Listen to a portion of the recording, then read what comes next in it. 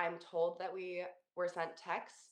However, we didn't have cell service for at least a couple hours at this point. I want to say most of the island on the west side had lost cell service around the noon, 1 o'clock. So by the time that the storms were really hitting around 4 o'clock, no one had any service. So no one had any idea what was going on. Well, in addition, a lawsuit has been filed against Hawaiian Electric. The lawsuit accuses the company of not turning off power lines during dangerous windy conditions, which may have caused the lines to snap and spark the fires. The cause of the fire is still under investigation. Well, joining us now from Maui is CNN's Bill Weir. Good to have you there for us, Bill. So tragically, this is already the deadliest U.S. wildfire in more than 100 years. But sadly, the death toll is expected to rise, right? Because there are many people still unaccounted for. That was so striking from the press conference this weekend, Linda, where the police chief here in Maui says that they've only searched about 3% of the area of burned out homes and buildings there with the cadaver dogs, and that of the now almost close to 100 souls lost, 96 souls lost, they've only managed to identify 2 because of the extent of the fire. And so this is a massive sort of forensic investigation. At the same time, it's a humanitarian effort as well to help those survivors who are trapped in there. I spent all day yesterday with sort of citizen convoys of aid going up to different places around Lahaina there. I heard amazing tales of community cohesive, pulling together, also a lot of frustration about lack of state and federal response that they're seeing. Everything they're doing is really crowdsourced and folks just on the ground through the Coconut Telegraph figuring out what they need there as well. And frustrations, as you were mentioning, about the early warnings. They recently flew a plane over Lahaina with a loudspeaker to tell people not to drink the water. And some are wondering, where was that warning when the flames were up? Obviously, you couldn't fly a plane in 80-mile-an-hour winds at that time, but given the renowned alarm system for tsunamis here in this island, most people are befuddled why it wasn't triggered. The officials say there wasn't enough time, that by the time the fire crews on the ground in Lahaina were so consumed with the flames, they couldn't let the alert system know to start that process.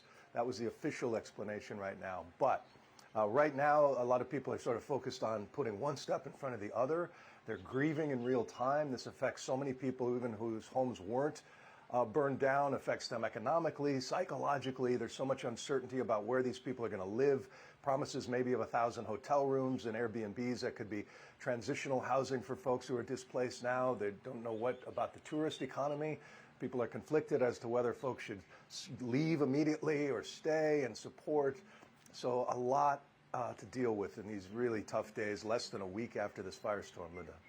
And in that time since the storm hit, we've been speaking to residents who have spoken about the fact there was zero warning when this fire struck in the middle of the night. Bill, what more can you tell us about the class action lawsuit? Yeah, I was talking to somebody who had actually done some lineman work on the islands and had warned a friend, we're one big windstorm away from catastrophe because the power line infrastructure is in many cases, 50 years old. And the winds on a warming planet just getting more intense. The grasslands here, invasive grasses just getting drier and more tinder-like. That perfect storm of events came together. This happened for the deadliest fire in California history, the Camp Fire, which, the utility company there was put on the line for that, has major implications financially. So the investigations will go into that as well, and maybe rebuilding. They'll talk about burying lines, which seems to be the wave of the future, at least to protect communities like this. But that is to come. A class action suit is in the works. All right, Bill Weir for us in Maui. Good to have you on the ground. Thank you very much. Well, the governor of Hawaii has estimated that the high winds helped propel the wildfire at 1 mile per minute. More gusty winds are expected over the next few days. And joining us now is CNN's Jennifer Gray. Jen, good to have you with us. So these winds fueled this intense fire. It's hard to imagine it moving at that pace, 1 mile a minute. Talk to us about what's expected in the coming days. Well, we will start to see the winds increase over the coming days. We have another tropical system that's going to pass just to the south of Hawaii. This is Tropical Storm Greg. Now, the setup will be similar, but very different consequences. We are going to see far less winds than we saw with the last setup. This is a much, much weaker storm.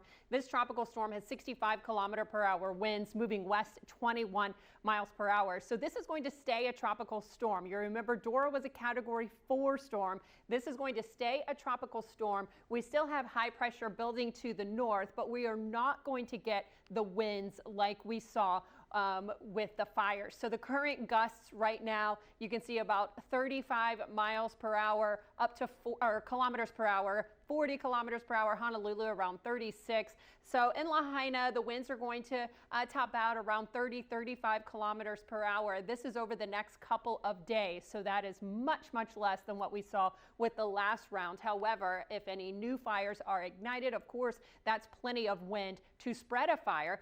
Also, some good news is we're going to get a little bit of rain across Maui in the coming days.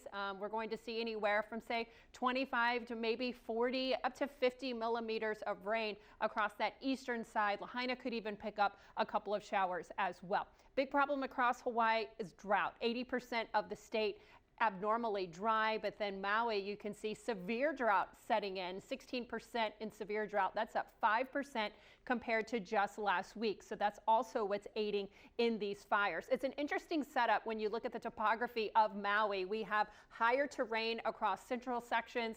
And so what happens with these wildfires, these large wildfires that start in that higher terrain, is the very gusty winds will come through and actually pick up some of those embers from the fire across the higher terrain, drop them down to the lower terrain where it's much more populated, and then we can see even these fires spread even more rapidly.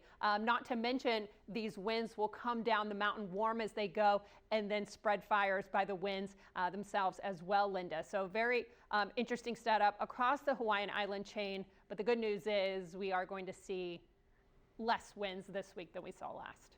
That is some silver lining. Jennifer Gray, good to have you with us. Thank you.